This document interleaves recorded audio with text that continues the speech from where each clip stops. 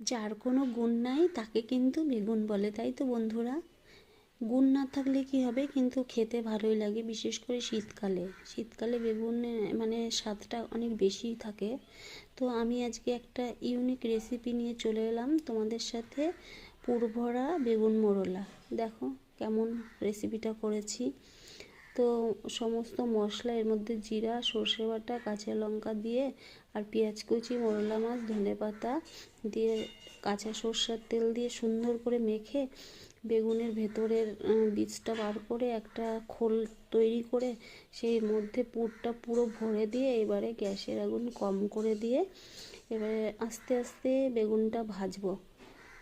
তো আমিও প্রথমেই করলাম, তা তোমরা কেউ এইভাবে বেগুন বানিয়ে খেয়েছো কি না আমাকে জানিও।